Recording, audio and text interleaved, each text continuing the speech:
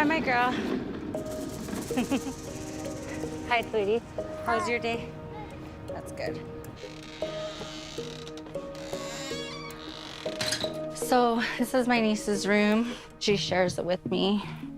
That's Emma's side, and this is, well, my side, kind of. But we share this dresser. Right now, I've been here about 4 weeks, and I recently got out of a treatment center, and I struggle with addictions.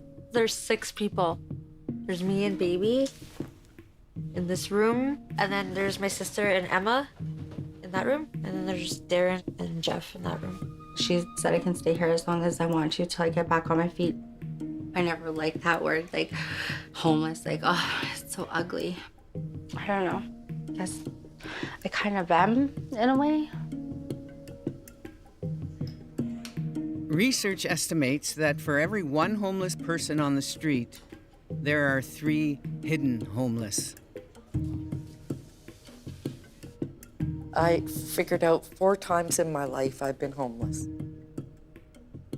Once with my biological mother, once when I aged out, once when I came back pregnant with Jordan, and then when my marriage fell apart was my last time. My first degree is in child and youth care, and then my next degree is education, sleeping on an air mattress, and I was teaching out on a reserve. The hidden homeless can be found couch surfing with family, friends, and often strangers. They can also be found filling hospital beds, fleeing domestic violence in motel rooms, attending treatment programs, or serving a jail sentence. I got pregnant, and my mom kept kicking me out, and I had no place to live. I was just lost and alone, walking with all my bags, and I was just broken inside, like, holy crap. I was just like, what am I fucking gonna do, you know? Off the street and out of the public eye, there's an entire community of homeless people in Edmonton who are invisible.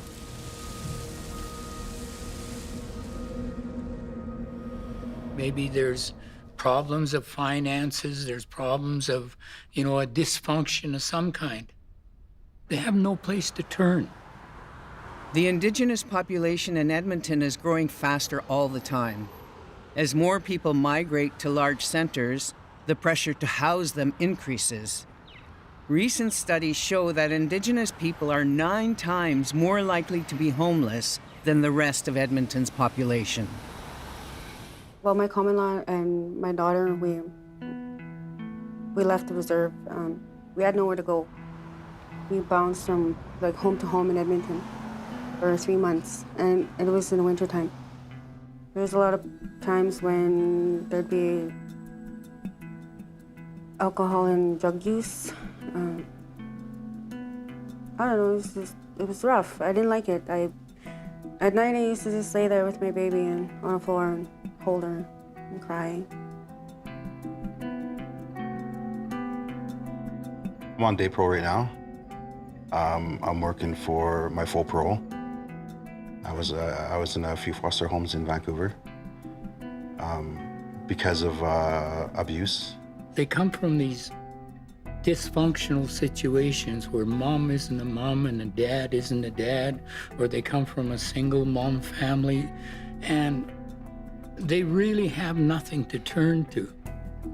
So I always rebelled, and that led me to my negative peers, out drinking, drugging, stealing cars, getting into trouble, right? So that led me into my crime cycle, my drug cycle, the jail system. My grandparents were residential kids. They grew up in residential schools, and the intergeneration trauma and stuff, it just passed on to us. And that's all we seen was alcohol and violence growing up. And after a while, it didn't scare me anymore. It was just natural. It was like, oh, whatever. The intergenerational impacts of colonization have created a generation of young people who probably have not experienced being loved and cared for. Sometimes have lived in very overcrowded situations their entire life. They're one of the herd in a very large ecosystem. Living on somebody's couch is absolutely no different than the experience that they've had their entire life, and maybe their mom has had, maybe their grandmother has had. As the problems from intergenerational trauma mount at home, many Indigenous people decide to leave their communities for the opportunities and support they hope will be available in Edmonton. However, the trauma often stays with them, and only the location has changed. We all understand the economic issues that face First Nations and Métis settlements. The jobs aren't there. The economic development doesn't exist. On reserve or on settlement, people don't talk about homelessness. It exists. There's couch surfing everywhere. So when they move to Edmonton, they latch on to maybe people that they know. Stay for one night turns into two nights turns into a week. And youth particularly can stay at different people's houses, and those houses don't even know how transient they are. I think couch surfing has put our youth to a place where they're so vulnerable, because I remember talking with a lot of the youth, and they'd tell me, I'm staying at this complete stranger's home. I don't know how it's going to be there from night to night, or I could be at a different person's house. And I don't know how the people are going to be in that house, if they're going to be drinking or using or have expectations of me. The lack of health and support services on reserve or Métis settlement causes many people to choose to move to Edmonton. This is particularly true when it comes to mental illness. We were living in Fishing Lake. Jean-Paul was actually doing some yard work for my cousin. As we were talking, red flags started going up, and I was like, oh dear, I think my son is schizophrenic. So he constantly hears the voices. I moved to Edmonton because there was nothing in the area to help him. After he moved out of my home, he moved actually in with his dad for a while. And then his dad got sick and was allowing Jean-Paul to stay in his apartment. And Jean-Paul wasn't stable enough to stay in a home by himself, so he would do things like put chicken on to fry and go lay down and go to sleep. Or he'd have a bunch of people over, and that would cause problems for the apartment. So he ended up getting evicted.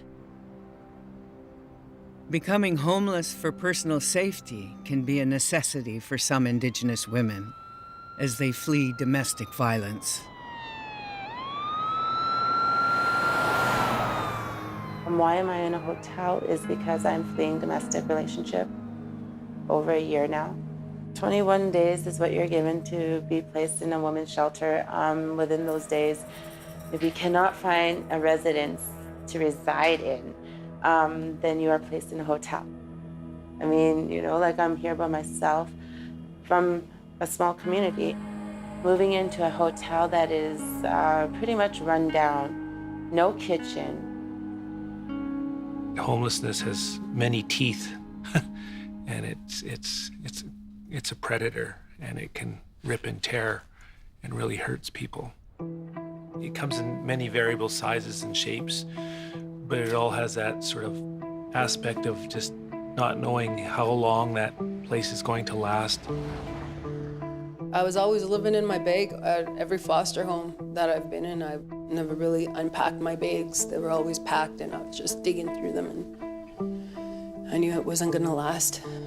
I don't have any pictures of me or my kids on the walls. I don't have any decorations. I don't even have my own dresser. My niece, my suitcase is in the basement with my clothes in it. I'm still living out of my suitcase. The same suitcase I took with me to treatment, so.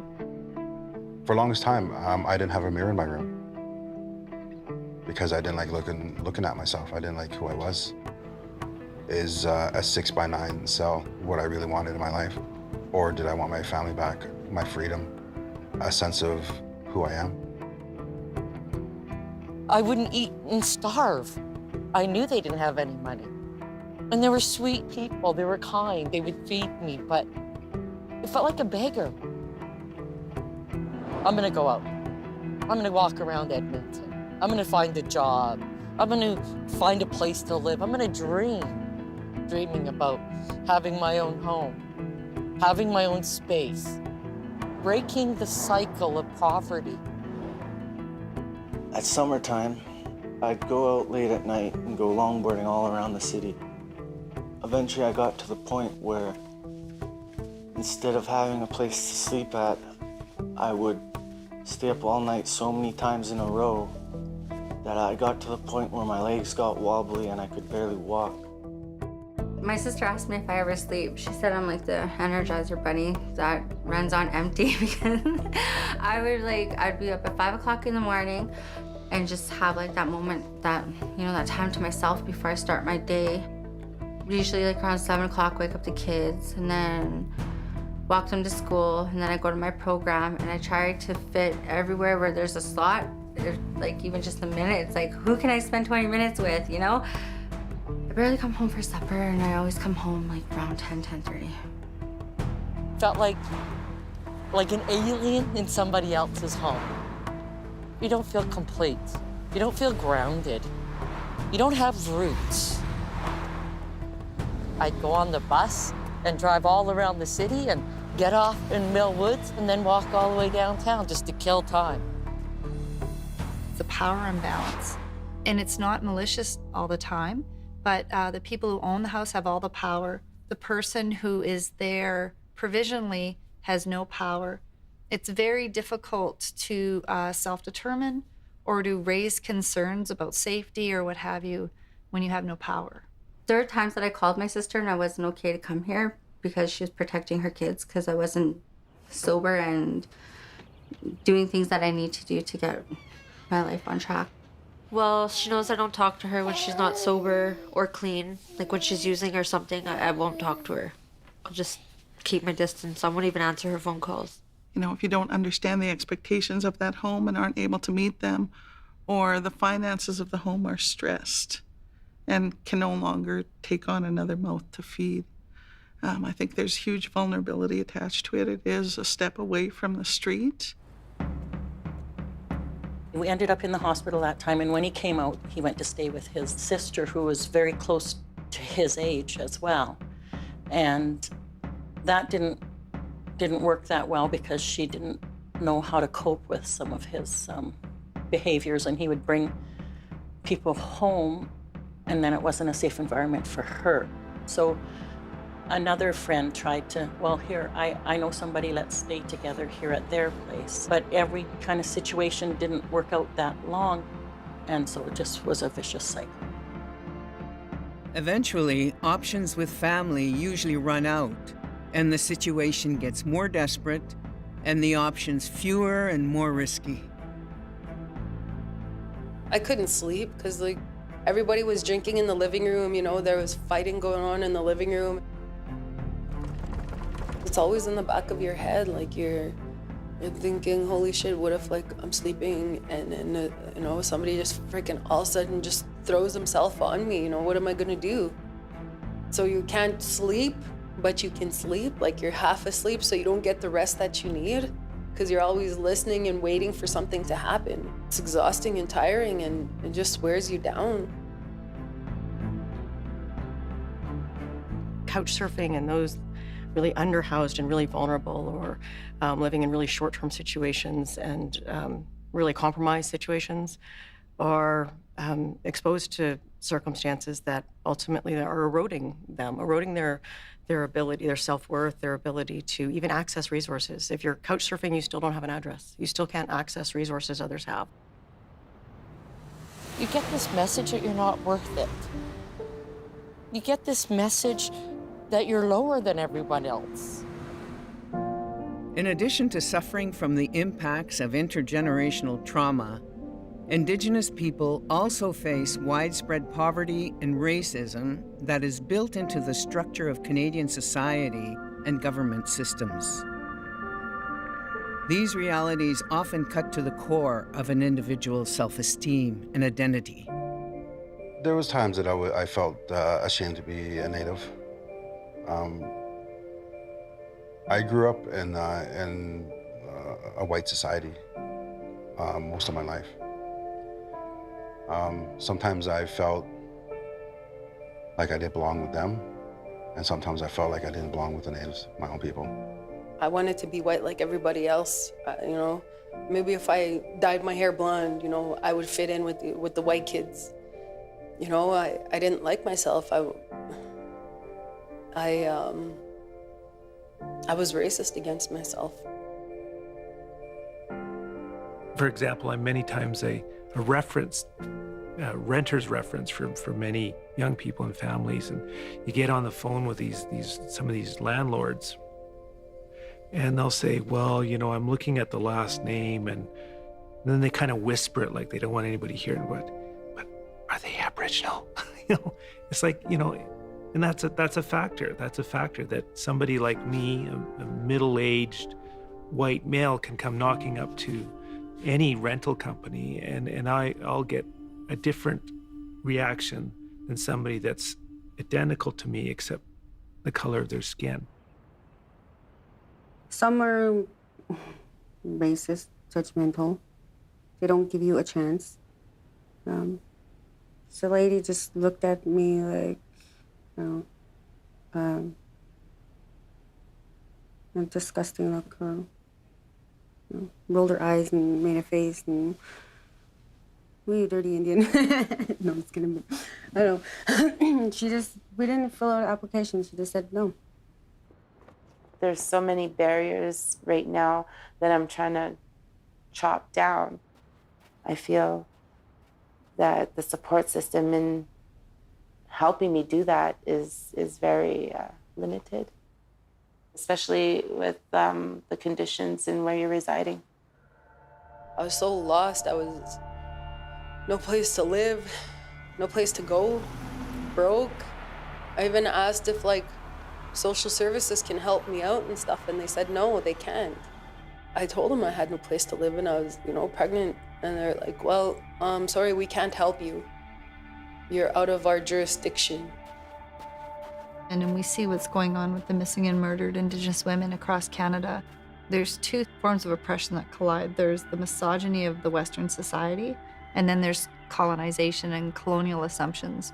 And it seems like Indigenous women get the full brunt of both of those things. There's a lot of blaming the victim. The hidden homeless often spend their time languishing within government systems such as income support. The fact that they are currently sheltered is a short-term benefit that often prevents them from accessing housing programs and mental health services offered to the homeless on the street. Housing workers, they'll give you papers to fill out, or else they'll redirect you to other agencies that will redirect you to other agencies. And it's like, there's not really a housing agency that knows exactly what to do from the ones that I dealt with. They paperwork to fill out, but then it's like, oh, well, this one's a really long list, this one's a really long list. Like, I'm just burning out trying to keep busy, and it's like, I'm supposed to be filling out papers and this and that and everything, but then it's like, I don't even think I fit half of the criteria because I'm technically not homeless because I don't live on the street. I live with my sister. You know, it's not surprising to me that so many workers within government become so jaded. They are constantly having to say no, or they're constantly, you know, and how do we support the entire system so that actually we don't have hurt people trying to help hurt people? And I think in general, it's kind of everybody's burnt. They're burnt out. They're tired. Everything is work. You're another intake, or you're another you're another person that stayed there for a moment in time, but you're gone again. They don't get the compassion. Working with a mom with 6 children. She and her 6 children had to be put up in a motel for 9 months because you just can't find a place for 6 children. And they had to put them into 2 motel rooms. It was $8,800 a month they were spending on this family of 6. And part of the reason they spent so long in this motel is the workers wouldn't give them any bus tickets to go look for a place because they were spending so much money for what? For a lot of misery and confusion. It's like the hands of the drowning, trying to save the hands of the drowning. It's just this big flailing mess We just can't cut through all of that fog and get to the issue, which is there's not enough resources. We don't have enough, but I would say even more than not having enough, services have really lagged in terms of the kind of support we're talking about right now. You know, understanding trauma, intergenerational trauma, really very little understanding. I'm tired of hearing the word reconciliation because nobody understands it. You can't put Band-Aids on a situation and not deal with it. There's consequences to pay. The old people tell us that. Take the hardest route. We look at the immediate cost, you know, and we don't look at that in terms of an investment. We don't look at all these hidden costs for letting the problems go on, or the potential cost to the next generation. Instead of looking at it in terms of investment in this family, investing in a community, investing in a nation. The answer to that issue, the most economic way to deal with it, is provide supports for the family. If housing is the issue, provide housing. If mental health is the issue, help parents get the support that they need. But then they come up against the yeah buts. Yeah, but we can't give people housing because then where's my housing? That's not fair. If you're going to give it to them, how come I have to pay for my own? We know better. We have research, we have lived experience, we know what we need to do. We're afraid to do it. We're afraid to support families in meaningful ways because we label those families as lazy, as broken. We label them as abusing the system. Sometimes it's like a high-pitched stress. People tone out, right? And getting to Albertans so that they understand how broken things are and how possible and how we could do something so differently and really save money. I don't think we as Albertans or we as Canadians really want to put the work into the situation to the degree that it needs to. So when things do happen, you'll see the results of that hard work. That's what reconciliation is. It's long-term thinking for long-term healing. The only reconciliation most people are interested in is everybody else change. The moment that reconciliation means I have to change or I have to sacrifice, all of a sudden we get a lot of defensiveness, a lot of resistance. And that's why we're very comfortable dealing with the immediate crises and the symptom of the problem, but dealing with the root causes of the problem is really difficult because the root causes means every single Canadian gets to look at ourselves. And how are we participating in that, you know, not necessarily consciously or maliciously, but how is this all set up that we have some people who cannot do anything about their circumstance. And what happens is we wind up spending a heck of a lot more in apprehension and incarceration than we would have if we would have just housed a family. Home.